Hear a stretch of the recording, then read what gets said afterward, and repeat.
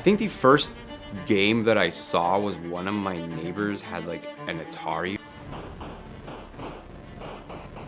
And we're like, whoa, what is this? This is crazy. And we started playing, we started like constantly going to his house, playing games. It was pretty cool. That was probably like the first, first introduction to like digital games. Cause when you think games back in Lebanon, it was like, oh, let's go outside and play soccer, or let's go outside and play basketball. My name is Roy, StrongLegs Ahad. You can call me either Roy, StrongLegs, Legs, Strong, and I'm a professional Valorant player for the Renegades.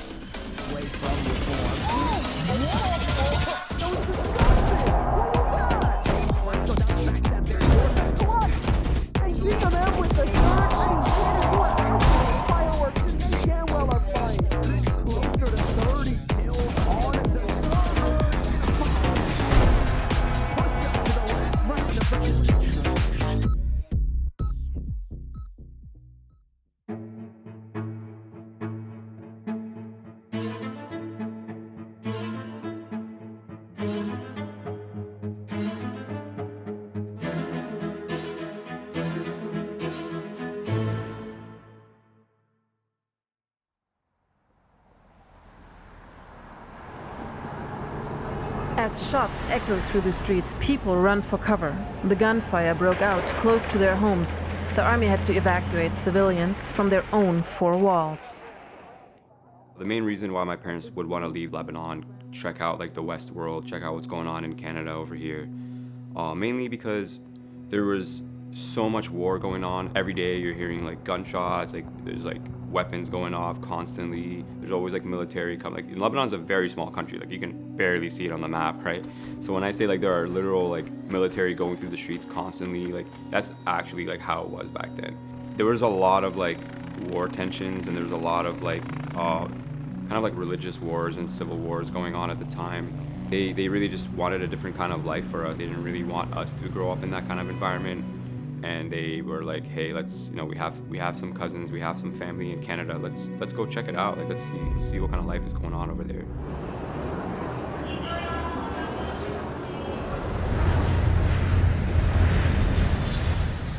My parents are extremely family oriented, I would say. Like, literally, I would say their identity is their children, right? Like they've been working their whole lives trying to just provide for us, give us an environment, give us a house, give us something to eat, make sure we're like away from the war, make sure we have good education, make sure, everything that they've went through, everything that they've struggled with, they wanted us to avoid so badly, like they didn't want us to go through what they went through, go through the same hardships, like be working constantly just to make like barely like minimum wage or like barely making ends meet. My parents wanted to move back to Lebanon after coming to Canada. I think it was partially due to the fact that they were extremely like community oriented, I would say, right? And like all their family, their brothers, their sisters, their parents were all in Lebanon. So I think when they spent a lot of time here in Canada, they almost felt empty. Life for me when I was young was extremely inconsistent. I felt like, when you're playing video games, like I was constantly respawning in like an entirely different environment, entirely different place, every single time, every few years. And it was really destabilizing, honestly. I think for my parents, to sum it up, would be they were constantly torn between, their upbringing, and, they were very family oriented and community driven. And they wanted to balance giving us the best life that we could possibly have. And they were like constantly in that like push and pull between these two aspects of their existence and our existence, right? And I'm sure they struggled a lot with that.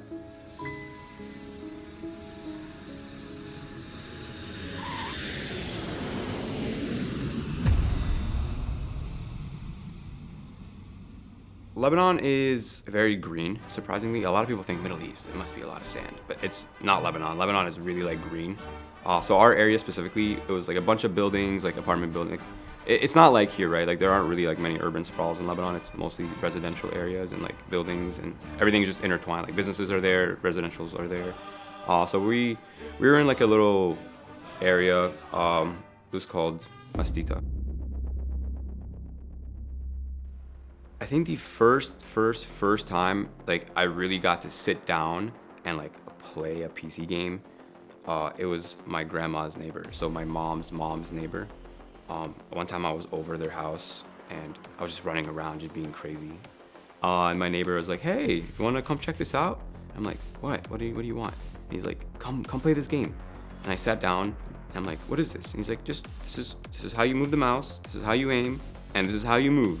Play the game." And I'm like, "Whoa, this is crazy." You know what game it was? Unreal Tournament.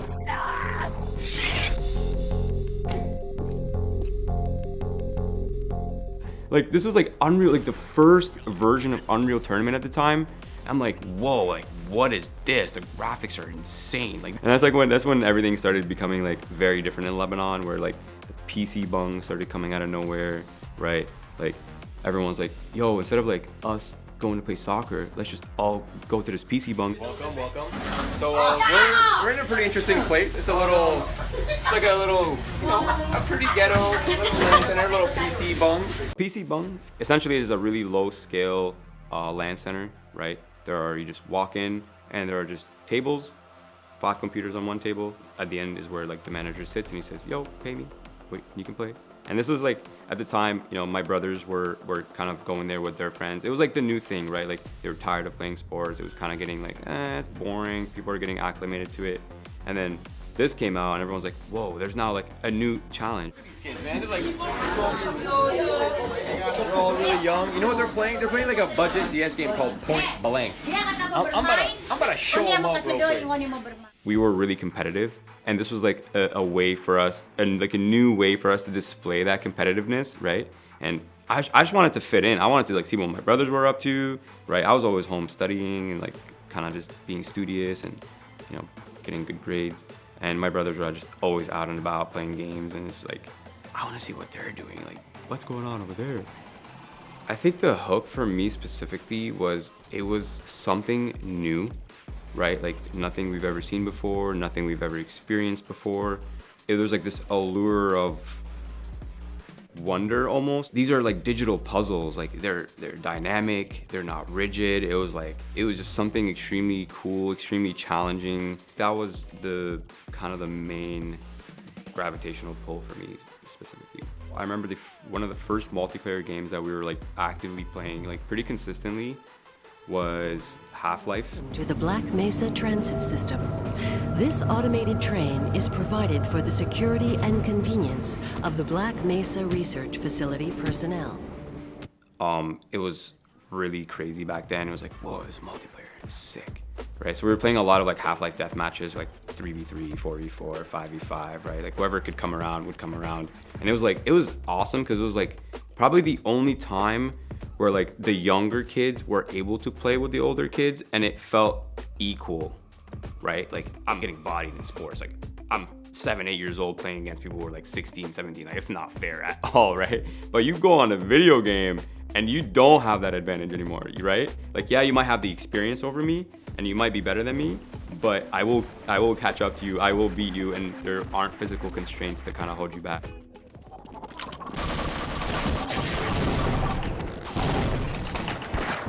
Not many people know this, but at the time, Counter-Strike was just a community-made game.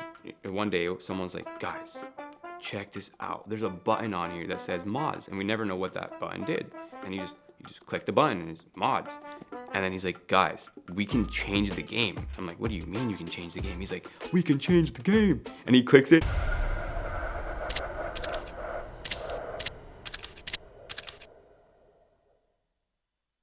He executes Counter-Strike, and it, like the loading screen changes, the lobby screen, the main menu changes, and it was like, whoa, what is this, right? And it was like, you know, he's like, this game is really simple. It is terrorists versus counter-terrorists, and you just plant the bomb, and the other team has to defuse the bomb, and there are 2 bomb sites. I'm like, whoa, what is this? So it's not, I don't have to like get weapons off the ground or like just run around and kill people. And he's like, no, you don't have to. He's like, you just buy when you're in the freeze time, and then you just go defend the bomb site or attack the bomb site. And we're like, whoa, this is crazy, dude. And that's when we started playing Counter-Strike.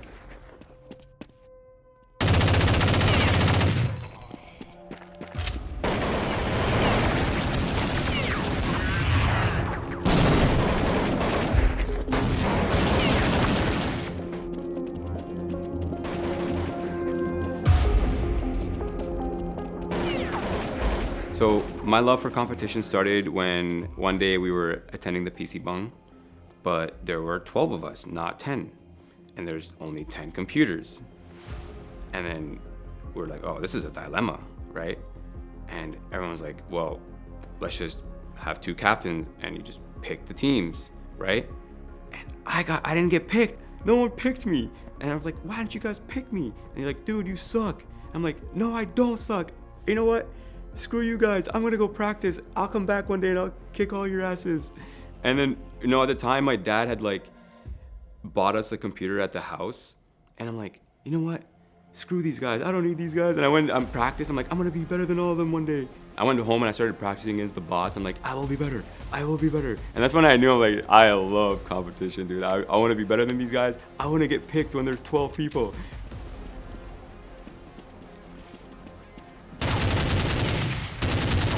After like 6 months or 1 year, everyone's like, wait, this kid's kind of nuts. I want Roy on my team. I want Roy on my team, right? There was like a slow progression of like me being never picked to me being sometimes picked to me like popping off, and everyone's like, I want this kid. This kid's on my team. Little did I know, this PC bung would actually make me who I am today.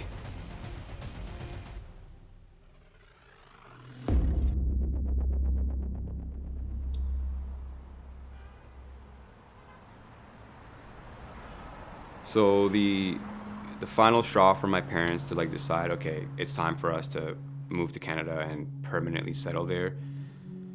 It was honestly really unfortunate, but my brother Bob had developed a very rare blood disease. It's called purpura. It's a special kind of disease, and Lebanon does not have free medical care like Canada does.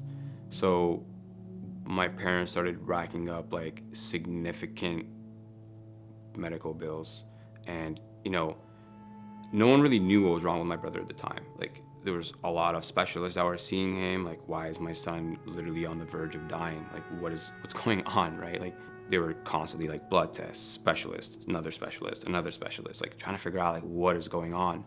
And then one doctor's like, hey, I will see your child. I think I know what's going on. Let me get some blood work. Let me do some testing.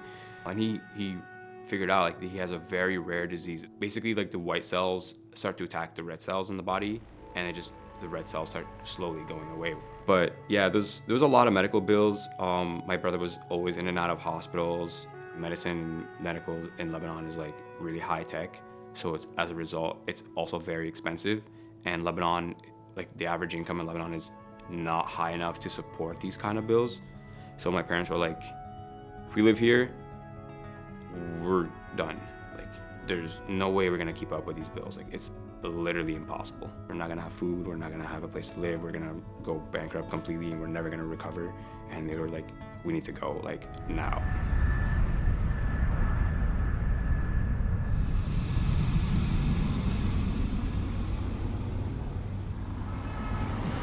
So the impact that this kind of situation had on my family, on me personally, within my family dynamic was, one, Lebanon is a very nuclear family lifestyle where like the mothers don't normally work. They just spend the time developing the children, taking care of the household, making sure like there's stability for the children, and the fathers would be the ones who are working full time to provide and gain money, make money. So because the medical bills were kind of extreme, my dad was pretty much like not really around. He would leave earlier in the morning, like before we woke up or around the time we woke up, and I wouldn't see him until like 6 or 8 o'clock at night. And my mom was just like always trying to take care of us, but she had to like put more care to my brother, who like actually needed it for life and death purposes. I wish I could say that I was naive to what was going on. I think I was for like a little bit, and then at one point I remember having this like awakening as a child where I'm like there's something going on in our family, like there's clearly something going wrong. And I would just like randomly see my mom crying, and I just like knew that there was something clearly wrong within our family. And that's kind of like when I just started going into my own little world.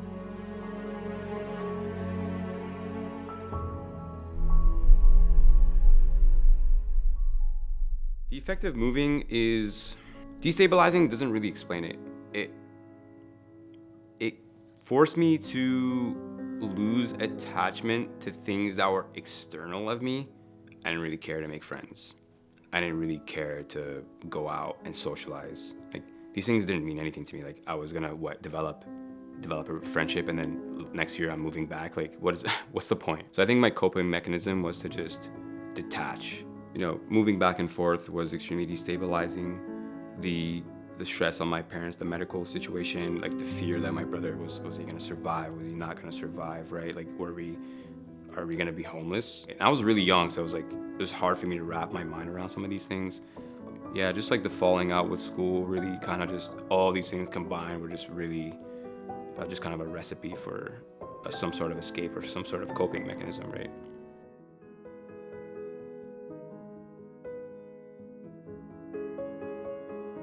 Video games, for me to say that it was important, almost seems like I'm selling it short.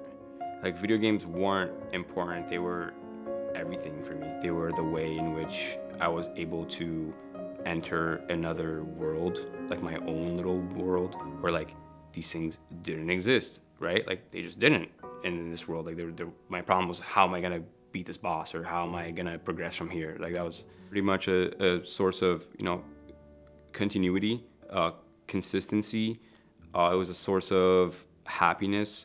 It was a source of challenge in its own way.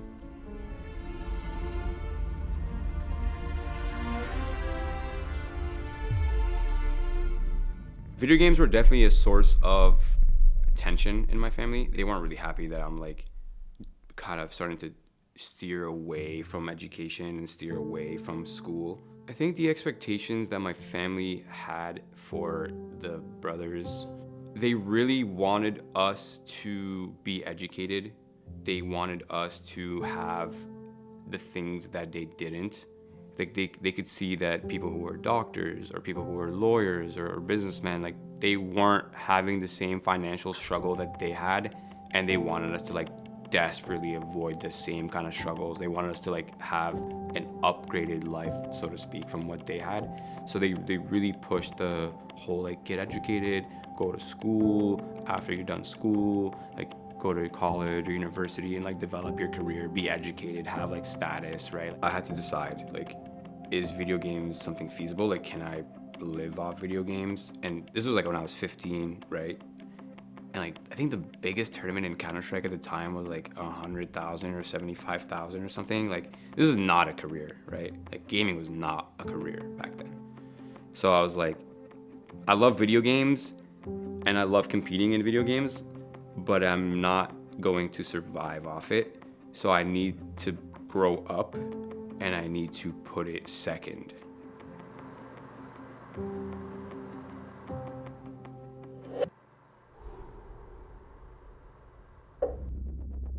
I think to some level, I always knew that my parents had the best intentions for me. They were really good parents. Like, they were always working really hard to make sure that we were eating, we had food, and we were going to school, and that we were like doing the things that were like necessary. I knew that video games were what I loved, but I also knew that I'm not gonna live off video games, right? Like, there's a certain breaking point where it's like, this is just not feasible. Like, as soon as I stopped like zoning out in class or sleeping in class was like when my grades went instantly back up to like A's and B's. Like, I didn't study. That's like, God bless. Like, I'll forever be grateful for like the gift, like school, like my ability to learn. I'm an idiot, don't get me wrong. I'm literally the biggest idiot in the world, but like, at least I have one thing, and it's I can learn very quickly. So I started like paying attention in school, did my homework, like I actually did my homework, and that was it. Like, I didn't really study, I didn't really spend more time than I needed. For my exams, I would just, all right, I have an exam tomorrow, it's time for me to study. So I would spend like 4 hours studying. Great. I had a paper due tomorrow, I would do the night of. Great. That was literally it. So all my time was just like gaming. Everything else, like, I didn't have friends. I had friends, like, that sounds terrible, I did have friends, but like, I didn't make an effort to go out and socialize with them. It wasn't really like something that I prioritized in my life because of the, you know, the childhood stuff of like the lack of, like, you know, the lacking of attachment with friends.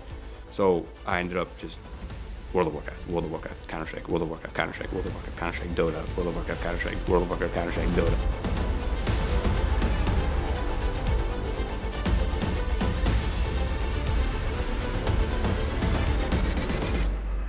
The only things that were able to keep my attention were things that were challenging. And school wasn't the sense of challenge. School was a breeze. Like, it wasn't a test of intelligence by any means. But video games, there are no tests. It's like a constant challenge. And you get humbled very quickly. You recognize that as good as you think you are, there are people who are better than you. Oh, you want to break into Cal Invite, which is, semi-pro or professional in Counter-Strike. Like, those people were really humbling you. Like, there are people out there as gifted as you think you are, as smart as you think you are.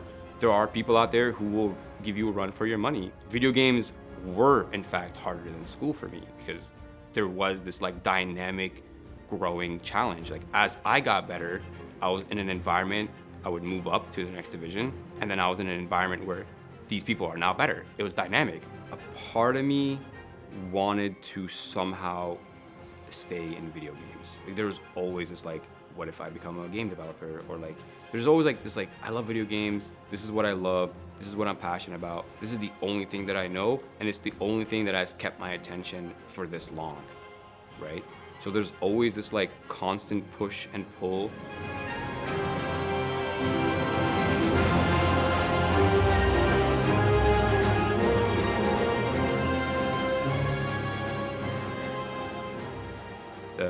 The fact that I did have to sort of sacrifice love was kind of like a cruel truth where like sometimes the things you love aren't what you need. Bridge, bombs here on the ground. One guy left.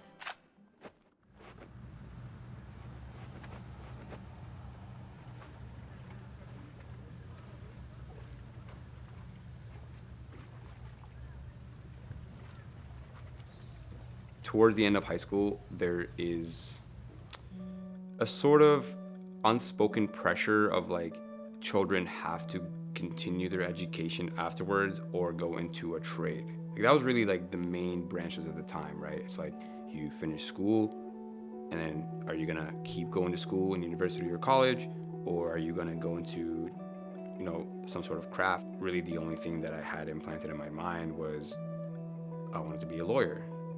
And this unspoken pressure, I don't want to say force my hand because I don't want to sound like I was a helpless person. I would more so say that I sort of autopiloted into this kind of thing where I'm like, I didn't really know what else to do. And I wanted to be educated. And it was like the only thing that made sense was like to continue this like dream of wanting to be a lawyer. Naturally, the way to do that is to attend college. Finished my undergraduate. My grades were good enough to attend Windsor Law. I finished school. I had the grades, wrote my LSAT. Admittedly, I didn't do fantastic, but I didn't do terrible either. It was enough to get in. I was also balancing work, by the way, at the time. So I was like work, school, and gaming. And yeah, it was... I actually got accepted into law school, but I told my parents that I didn't get accepted into law school because I wanted a way out. So this was like, now we're getting to the point where I'm like, do I go to law school or do I now follow the much bigger esports that has now developed?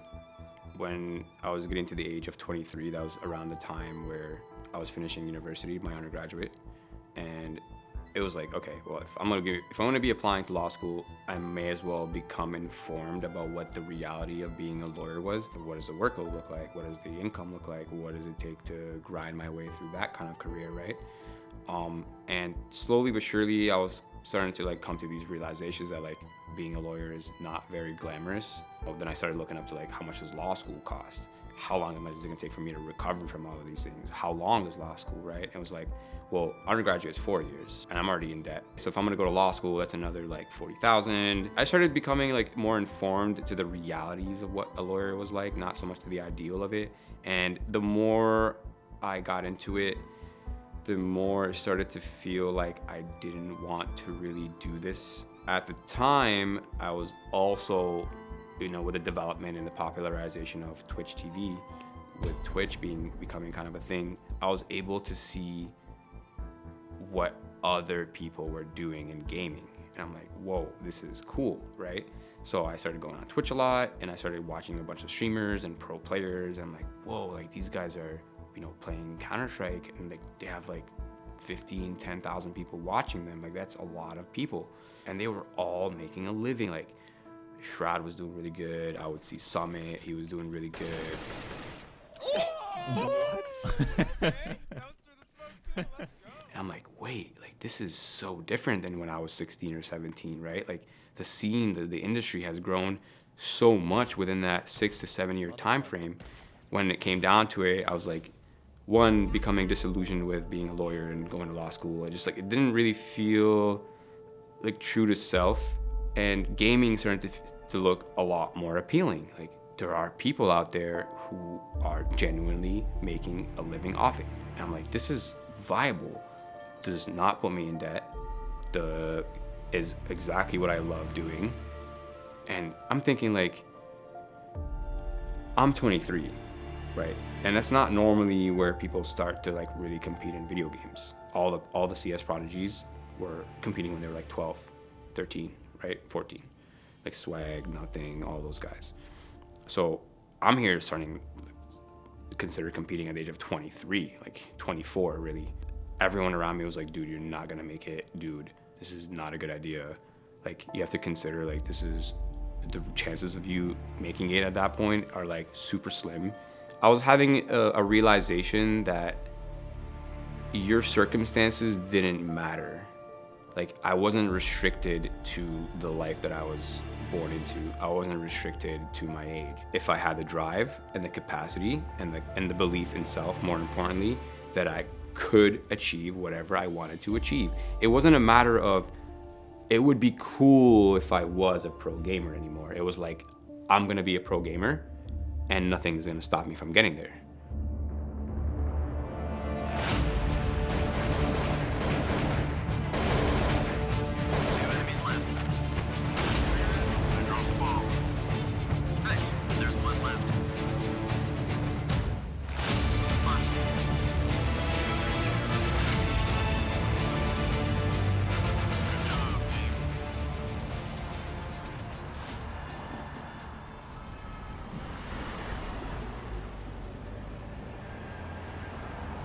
I told my parents, guys, I did not get accepted into law school. I could try again, but I don't want to. And they're like, what do you mean you don't want to? You've gotten your degree, you're already in debt. Like this is a sunken cost fallacy, right? But like you've already invested so much, you might as well. But I'm like, yeah, but I also want a game. And they're like, what do you mean game? This is a child's dream. And they didn't really understand the reality. They wanted to support me, but they just didn't really know the reality of gaming. So we would like constantly argue about it. And I felt bad because I felt like I was sort of mooching off them because I was like 23, still living with my family. Mind you, in our culture, it's like normal for people to live with their parents. It's not like it's a weird thing. But it was just like, I must push these feelings away because I need to like take advantage of the fact that I'm able to live here for free and I don't have to pay rent, which means I don't have to work as much. So I was like, this is perfect. I don't have school anymore. I just go to work for whatever amount of hours a week, and then everything else I play.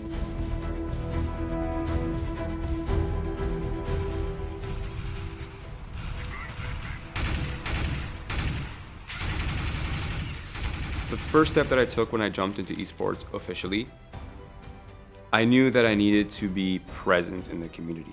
So I started my own stream. I chose Counter-Strike, not really because like of familiarity, it was more so because Counter-Strike was like a game that I just had so many hours into, and although it never really changed, it never got stale either. So yeah, the first thing that I did was I got my stream, my brand going, and I needed to get to max rank in CSGO, which was at the time Global Elite. Honestly, I got that within like the first like week I was playing. I was like, this is it. What do I do now? I'm like, huh. But so I met some kids online. They were like really young. They were really funny. They were also friends with this like big YouTuber named Doom47. he was also wanting to like sort of compete. I'm like, you know what? These guys are cool. They're really nice. They're really funny. They're good at the game. And I'm just gonna like just create like a bootleg team with these guys just to like feel it out. So I'm like, let's just, hey guys, you guys want to play ESEA Open? So we just literally made a team and we just competed. I don't think they're gonna find the bomb. Shit. Do you see where the bomb is? Oh my god. They have no idea. Look. CSGO is a game of power, a game of finding advantages and avoiding disadvantages. You always want to be in power. The sooner you internalize this, the sooner you can start improving your decision making. One of the biggest hurdles for me mentally and like from my peers was the age thing. By the time people get to your age, they're already all like kind of on their transitioning on their way out, right? And yeah, that was like probably pretty much the biggest hurdle was the age factor and like the parental factor as well. Like there's a lot of tension at home during this time. I knew that if I needed to catch up to the time lost, that I would have to work overtime and I would have to work really hard, and I did. I would wake up, I would be in my room, go on the computer, study, eat in my room while I was studying the game, stream. After I'm done streaming, I would play scrims or practice with my team for 5 hours, 6 hours, go back on the stream again, rinse and repeat for like 7 days a week. It's challenging, unpaved, like there really isn't a real path to pro. Yeah, you have to win the open and make it to main and then go to MDL, right? Like the path is clear in terms of structure. MDL is Mountain Dew League. It was a league sponsored by Mountain Dew. They worked with ESEA, which was the leading tournament organizer at the time for Counter-Strike. And they were like the main path to pro. Like you go to MDL, then you go to ESL Pro League, and the ESL Pro League was like the end point, right? It was just like about being the best in the ESL Pro League. The competition made me feel in tune with myself, right? Like for the first time, I felt like the hard work I was putting in, if I was doing that kind of hours in any other industry, I would have not survived, really. Like this is kind of where love and passion meet sort of a grind, and like it comes together, and it's just like it doesn't feel like I'm working hard or working. It just feels like a natural extension of what I need. Was push that Z connector. However, AGN denied, DJ finding one, but StrongLegs able to trade frags back, and Ruin off the op pick does deal with Roka in that sneaky position. Fighter now tasked with the 1v3. We started in open. We went all the way to the semi-pro division MDL. I was starting to get recognition in the community. Like I didn't have anyone to help me build my brand or build my identity. I was starting to make a name for myself. Like a lot of people were starting to be like, yo, who is this guy? Like, how does he come out of nowhere? Plays open. He's 24, 25 years old. Like, how is he jumping divisions so quickly? And how is he becoming an IGL? And how is he leading these teams? Like, where did this guy come from? Like, very few players in Counter-Strike have done this kind of jump. Two frags as StrongLegs and MTE do combine forces. Carbon now on the site, watching headshot, tags the player but doesn't find the kill. And it's Insomnia Esports continue the conversion, although that was incredibly scary. I was unfortunately stuck in MDL. I think a part of my problem was that my mental and my knowledge of the game was growing at such a rapid pace, but my match experience and my mechanics didn't have time to catch up, right? Like there's a significant difference in the consistency and the level of skill at MDL than in the previous divisions. At the baseline, everyone's at least good. We had like a bunch of like team issues that happened at the time. And then there was a bit of falling out with like competition. It was really tough to find the right team dynamic and the right players. As you go up, right, there's like limited players and a smaller group circle of people, and like it just gets even more difficult at that level. And it's unlucky. I wasn't able to find the right moments, but it's not just that. I needed to get better. I needed to be better, and I just wasn't at the level I needed to get. And for me to get there, it would take time and effort, and just constant team problems after team problems. Just sort of, it didn't discourage me, but it made me realize that I loved gaming.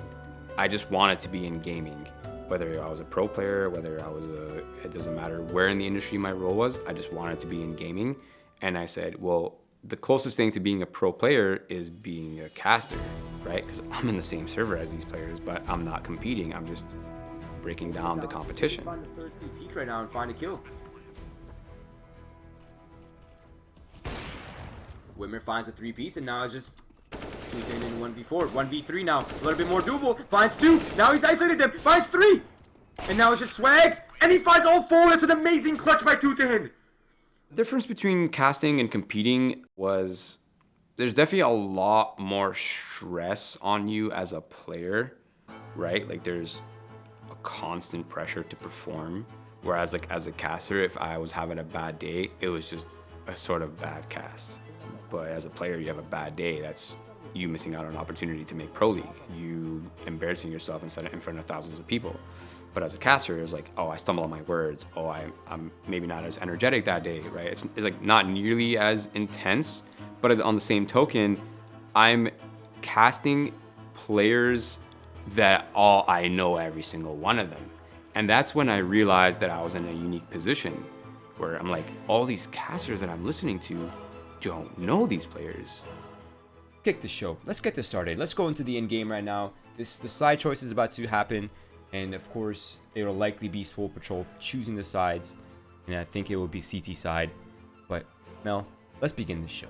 But I could be the bridge between the audience and the viewers and these players that I know very, very, very well. And I could give them insight into like how they're playing, how they're calling, their tendencies, what kind of team they are, right? Like information and this valuable sort of analysis that no one else in the scene could provide because there wasn't anyone like me in the scene.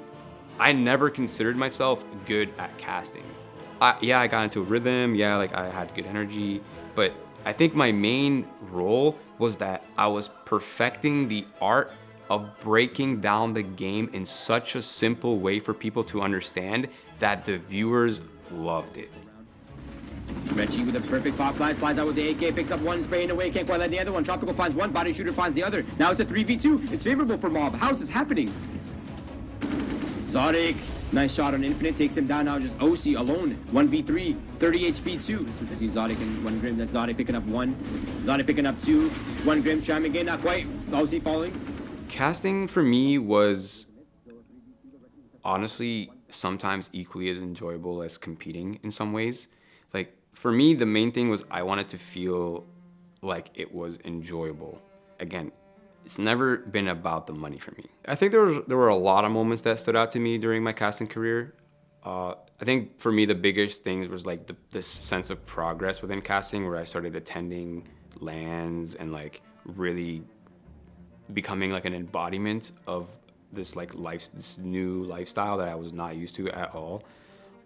And there was like a sense of like growth and progress, and everything was looking up and everything was going Darth great. Mike with Nerd Street Gamers, and I'm here with StrongLegs. Roy StrongLegs Ahad. How you doing, man? Good, man. How are you doing? Doing good. How Okay. you been enjoying the event so far? Oh, man, it's been amazing. I mean, we're here making history. The biggest non-BYOC tournament possible, putting on a show for not only the players, but for the fans, running a second tournament for Battalion. That's I pretty was fun. starting to finally, after like 4 years of literally making almost no money and constantly arguing with my parents, I was finally starting to be like, hey, I now finally have something to show for it. I'm getting paid for this value that I've been building for over the last few years, right? And then there was a bit of falling out. So I think I got suspended on Twitch for like 2 weeks or something because I said a word while I was like streaming in the heat of the moment, and like Twitch is like, no, that's a bad word. So they like suspended me for 2 weeks. If you get suspended on Twitch, you can't appear on any Twitch stream. So that means that, well, since all my tournaments are technically on Twitch, if I get suspended on my stream, then I can't do my job. And if I can't do my job, then I can't get paid. I got suspended on Twitch for 2 weeks or 3 weeks or something. And ESEA was like, hey, well, unfortunately, we don't want to risk bringing you along because it is technically against the rules. I said, yeah, like, absolutely, for sure. They said, like, you're not fired by any means. For the remainder of the season, you're just going to be off. And then we'll just bring you back next season. All good. I said, honestly, that's fair. Like, that's cool. That makes a lot of sense. So I was off. Unfortunately, that is my main source of income now because I am not competing and I can't stream on Twitch, and that's my other source of income. So it's like now I'm just like through this period of time where I'm like I'm not making any money.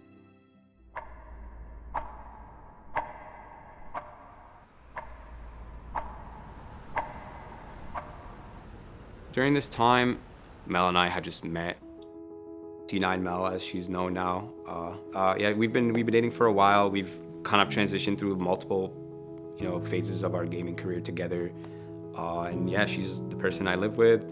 We're happily in a relationship. Our relationship is just a troll fiesta. Honestly, we're just constantly memeing. Where it's like we feel like NPCs sometimes because we meme so much. But it's fun. We have an awesome relationship. It's really cool that we're both gamers also. So there's like a kind of like, there's always an anchor between both of us that kind of connects us at all times. Wait. Yep. Send me the boys. Wait, are you getting Mel on our team? What? Yes, and I'm feeling Omen. Yes. What's up, sis? Yes, queen. Sis, I Go got off, the first queen. game. I literally got into a lobby the first time I got to pick duelist in 20 matches, and now they dodge, so I have to fill Omen. Bruh, there's no way we just accidentally queue into each other. I'm glad I'm on your team and not the other team. No, this is gonna happen. Trust. This is the late Valentine's Day special. She wanted to come to school in Windsor, and it was cool. And I was like, okay, this is great. Like, we're starting to make money. On paper, we have the finances to create this new life, right? And move out and like have our own place and do all these cool things. And then this suspension came out of nowhere. I'm like, I need just a little bit more money. Like, it's all I need, just a little bit more money, just so that we can guarantee that we can kind of like put our foot down on this like new life that we're trying to create together.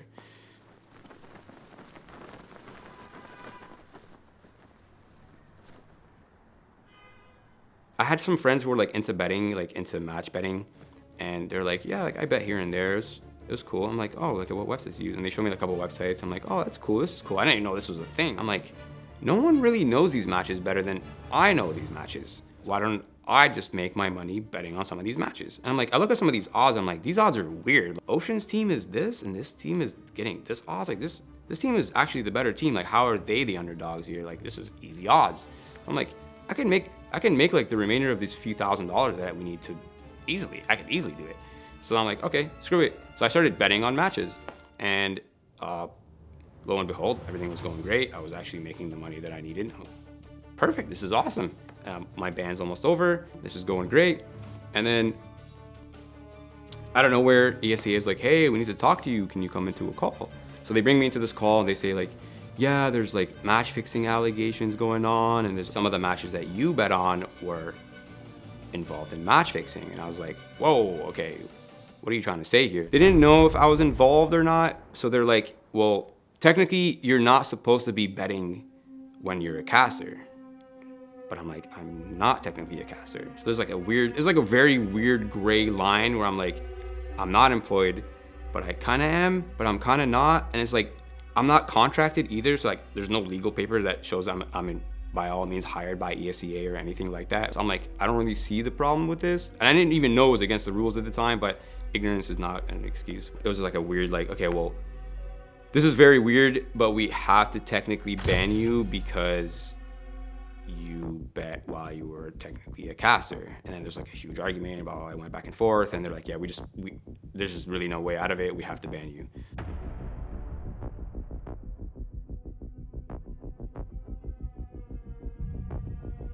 The mental stress was, honestly, I fell into like a really big depression. I felt like everything that I had worked for, everything was just going so well. It was just like almost too good to be true type of thing, and found a way to mess it up somehow. That whole year was definitely a lesson about like, never err on the side of like risk, like always manage your risk and reward. Honestly, the risk was just, high would be an understatement, but the reward wasn't even that great of a reward. I definitely learned to play it a lot safer in that sense, where it's like time and energy and effort equals success. And as long as I just followed that and was patient and not tried to like cut corners for money, as long as we had enough money to survive, like Mel's career would grow, my career would grow, we would be fine. I shouldn't feel this pressure to like make money somehow. And it was just like a big like lesson on patience.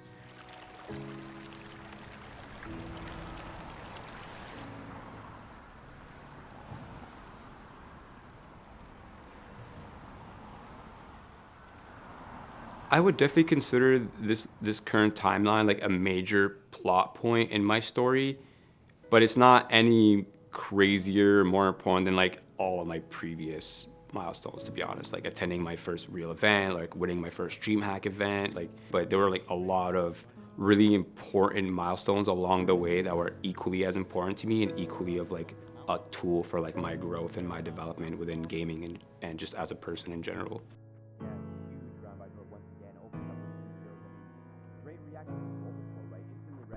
That something needed to happen there. They had to take some sort of gamble. They were just maybe a few seconds too late, right? If had Station 7 slowed down for a few more seconds, maybe that outcome is different. But right now, Station 7 is showing signs of life. After my ban with ESEA, I was actually casting for like almost 2 years.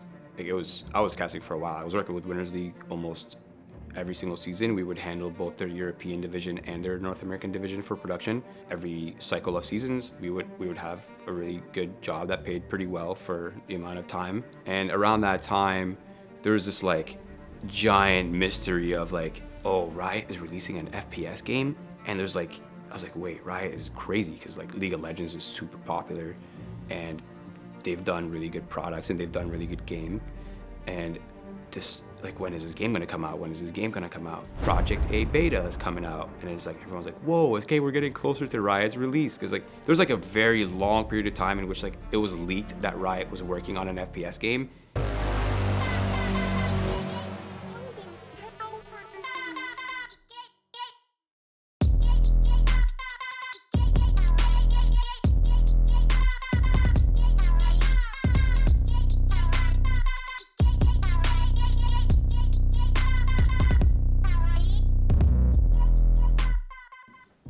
So when Project A came out, there was a Discord that was being made by a lot of like the industry people, mainly Slasher, a really big reporter that a lot of people probably know. He's been on like multiple mainstream medias. They were doing like private invites to industry people, like professional players, talent, producers. They wanted like a Discord where they could just like connect all the industry people so that we could have like a circle of conversation ready to go as the game is like getting ready to be released and, you know, be more official.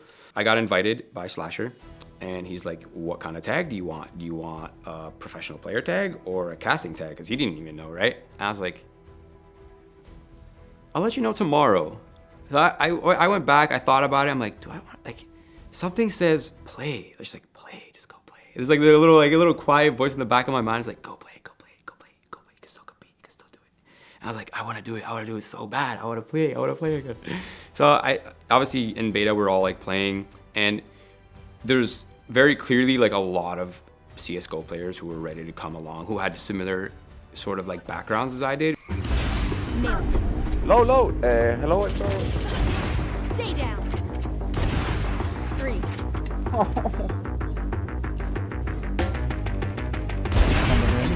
Nice. Yeah. One more. Project A eventually became the game that we now know as Valorant.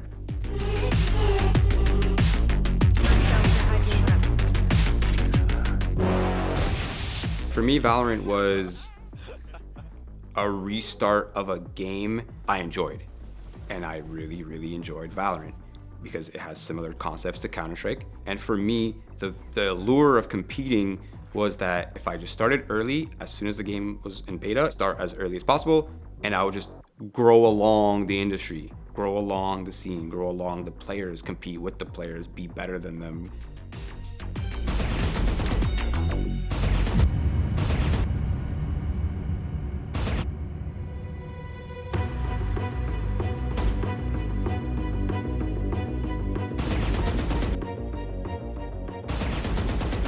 Yeah, so the first thing I did that I knew I needed was the same thing in Counter-Strike, right?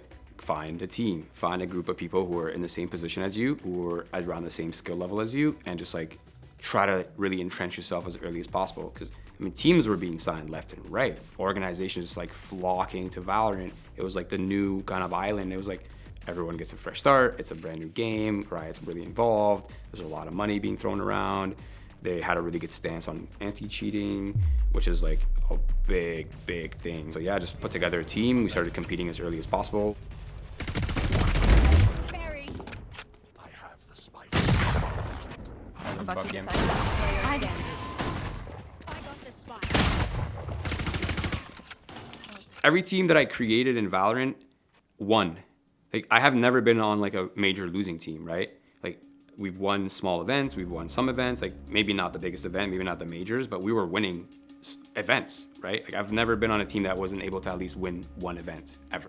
The recognition is there, eyes are on my players, they see my players are performing well, they say, cop, take this guy, no buyout, easy deal, right? And it's like, oh, this problem again and again and again. It's like, get new players, same problem, get a new team, same problem. And then eventually was approached by this team who's like, hey, like, I know you still want to compete, but we really need a coach. Are you interested? And then they were giving me a great deal. I'm not gonna lie. I was like, this is too good to pass up on. Like, it's only a 6-month deal.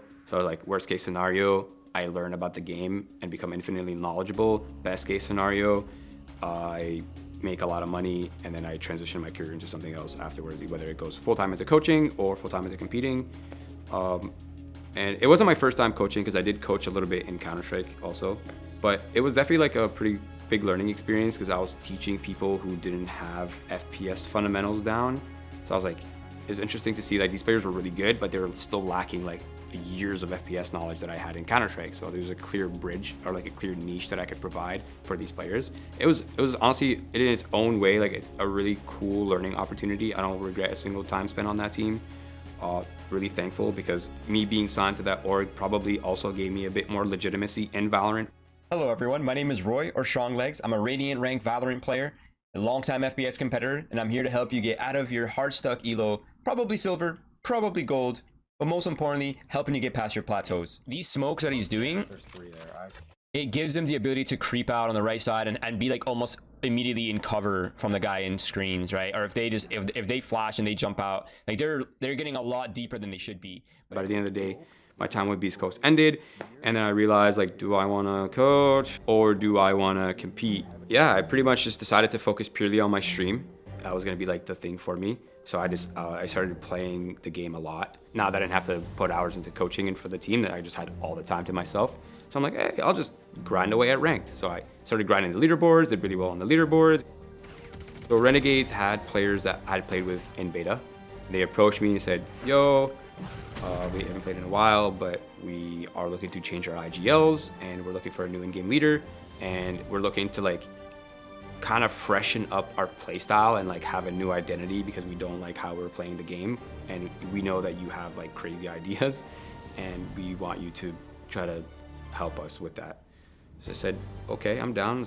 Let's have a meeting. So I, hopped in a meeting with Renegades, discussed the details, ironed out the details. I said, yeah, these are my concerns. Like, as long as these aren't problems, we're good to go.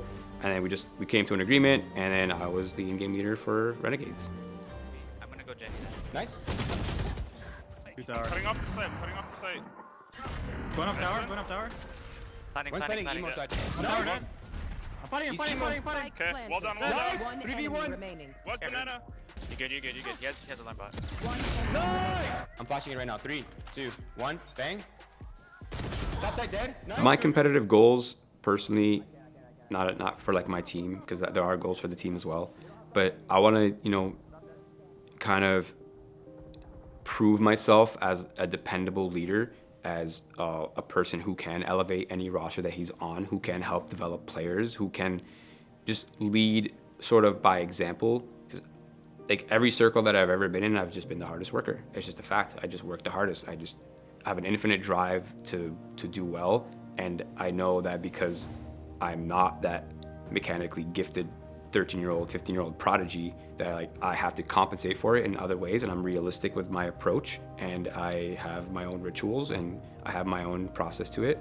And my goal is to be that leader, that best possible leader I can be in every capacity, not just stats, not just performances, but in psychology-wise, in terms of team culture, in terms of every aspect possible within the competition.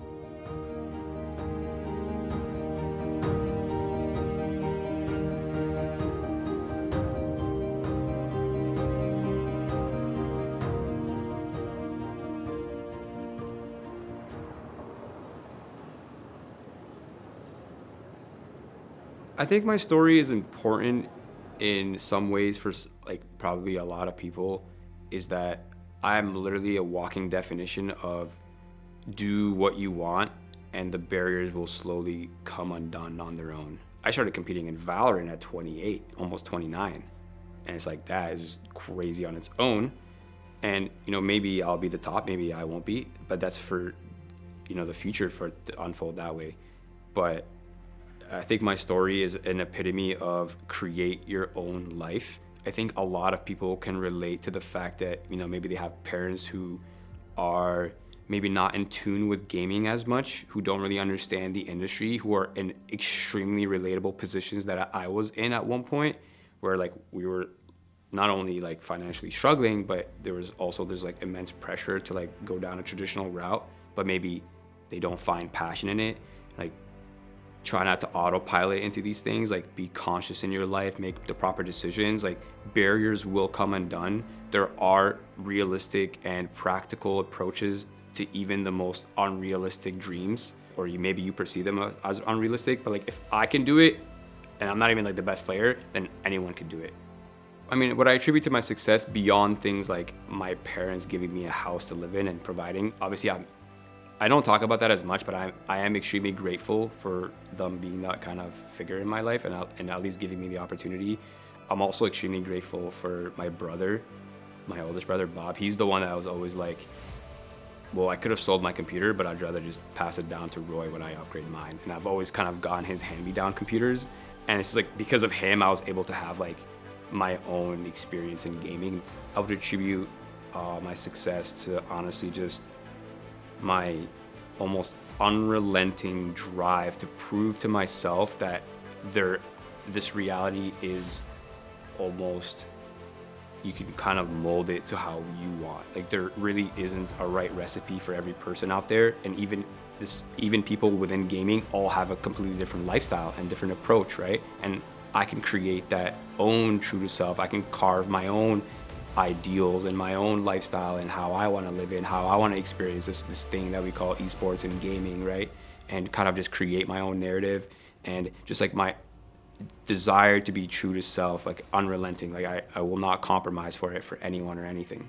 I definitely want people to do what makes them happy. I think everyone should have the right to live the life that is true to them, and they shouldn't have to compromise. Obviously, we all need money, and we can't all do what we love. Some of us have to do what is necessary for society. But I mean, as long as you find passion in what you do, I think you will succeed. And I think as long as you leave one leg in reality and be practical and be realistic and understand what needs to be done and do it, and your other leg can just be in dreams and in fantasy and in where you want to be and who you want to be.